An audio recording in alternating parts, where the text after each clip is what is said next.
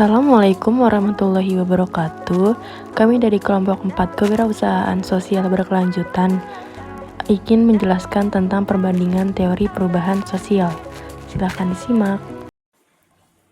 Kekurangan dari theory of evolution adalah consequentness, yaitu tidak mampu menjelaskan bagaimana kita menjadi kita. Yang dimaksud dari kita adalah kesadaran.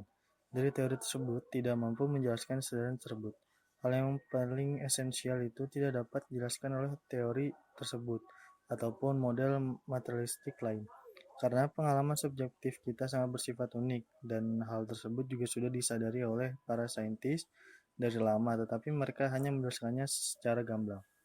Dan yang kedua, hidden race, yaitu teori ini mengklaim bahwa manusia telah ada dari makhluk yang lebih dulu ada, dan perlahan-lahan mengalami perubahan fisik yang tercantum dalam pohon filogenetika atau diagram yang percabangan, yaitu pohon yang menunjukkan bahwa hubungan evolusi antara berbagai spesies makhluk hidup berdasarkan kemiripan dan perbedaan dari karakteristik fisik. Dan menurut teori ini, manusia berasal dari gokong atau kera. Akan tetapi, hal tersebut justru membuat mereka kesulitan bagaimana menjelaskan adanya ras lain yang tersembunyi dan tidak tercantum dalam diagram pohon tersebut. Contohnya ras raksasa. Asian human, yaitu pada teori ini menyatakan manusia pertama kali muncul pada sekitar 5 juta tahun yang lalu. Manusia berevolusi hingga menjadi bentuk yang kita miliki saat ini, yang disebut sebagai manusia modern. Yang pertama kali muncul kira-kira 300 juta tahun yang lalu. Akan tetapi masih ada yang lebih lama lagi dari teori ini. Seorang bernama Ed Conrad berhasil menemukan tengkorak manusia yang berumur 280 juta tahun yang lalu dan telah divalidasi cukup baik oleh beberapa penelitian yang berbeda. Dan ada penemuan yang mengindikasikan fosil manusia tertua adalah manusia berumur sekitar 600 juta tahun yang lalu, yang ditemukan pada tahun 1842 di Freiburg. Jadi teori ini tidak menyatakan bahwa manusia hidup pada 5 juta tahun yang lalu, sedangkan penemu yang lain menemukan fosil manusia yang lebih dari itu, dan bisa dikatakan mereka hidup di zaman sebelum dinosaurus muncul. Kelebihan dari teori of evolution adalah kita bisa tahu bagaimana zaman dahulu kala dan kita bisa sampai sekarang, dan itu disebut dengan evolusi. Dan supaya kita ke depannya bisa lebih maju dan lebih baik lagi.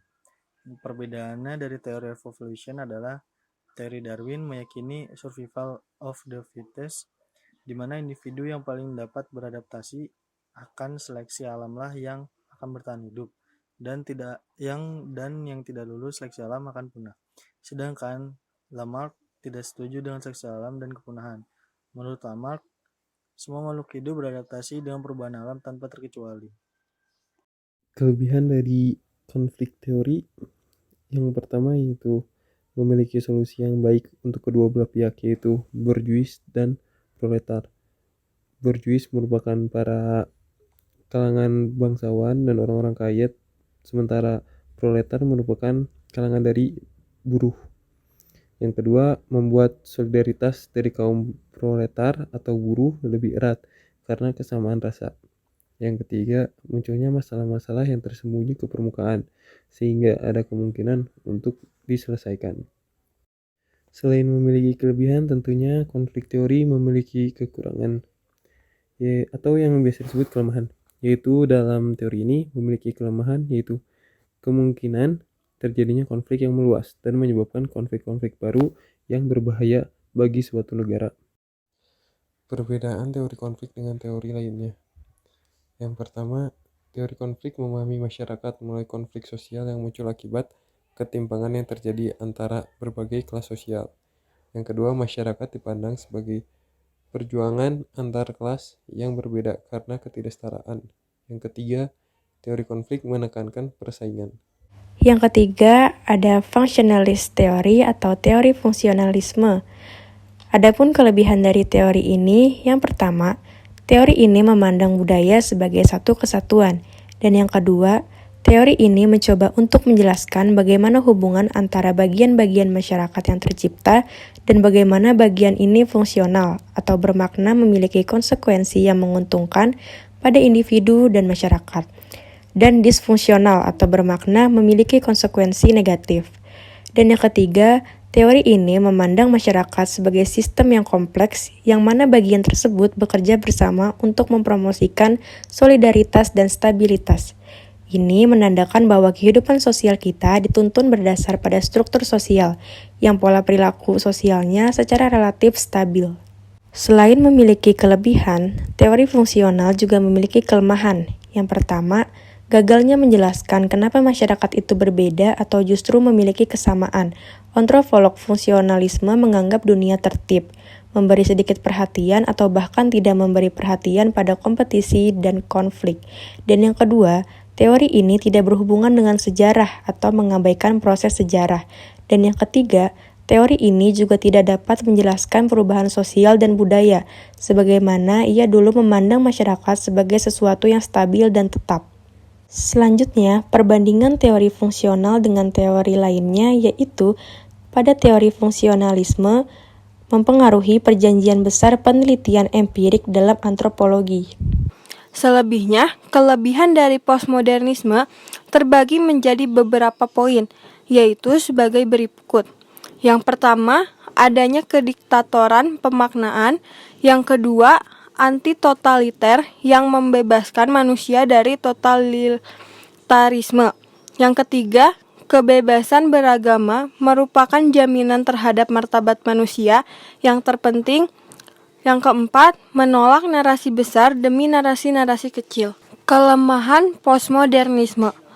Postmodernisme ternyata memiliki kelemahan dalam sebagian upaya-upayanya untuk mengkritisi paham modern. Di bawah ini adalah beberapa poin kelemahan yang dapat diungkapkan.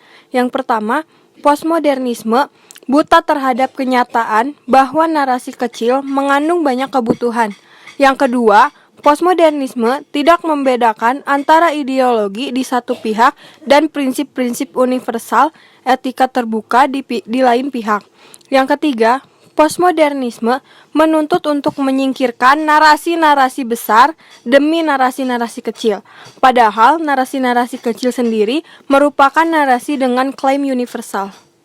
Yang membedakan postmodernis teori dengan teori lainnya yaitu diantaranya ciri yang paling dominan mengacu kepada ide dasar yang ingin mengurangi kekaguman serta memberi kritik terhadap suatu ilmu pengetahuan. Hal ini dapat diartikan ia menunjukkan adanya pergeseran yang cukup signifikan atas era modernitas ke era postmodernisme. Postmodernisme selalu membahas deskonstruktivisme dan semua fenomena yang dianggap sebagai sebuah teks, lebih mengutamakan mencari asal-usulnya. Keluar dari modernitas karena tidak mau berkompromi dan hanya mau melepas diri dari fenomena-fenomena modern. Teks dalam postmodernisme ini bukan sekedar teks tulisan berupa sekumpulan huruf dan kalimat. Namun, semua yang bisa dilihat dan diamati adalah teks. Itu menurut Wardani. Lalu, teks bukan hanya dilihat sebagai tulisan belaka oleh kaum postmodernis menurut Brown. Postmodernis ini melihat bahwa dunia ini merupakan sebuah teks yang harus diinterpretasi. Adapun kelebihan dari teori siklus ini, yaitu teori ini mencoba melihat bahwa suatu perubahan sosial itu tidak dapat dikendalikan sepenuhnya oleh siapapun dan oleh apapun. Karena dalam setiap masyarakat terdapat perputaran atau siklus yang harus diikutinya. Menurut teori ini, kebangkitan dan kemunduran suatu kebudayaan atau kehidupan sosial merupakan hal yang wajar dan tidak dapat dihindari. Kelemahan dari teori ini, kita tidak dapat mengendalikannya, akan tetapi selalu berjalan dan berkembang dengan sendirinya.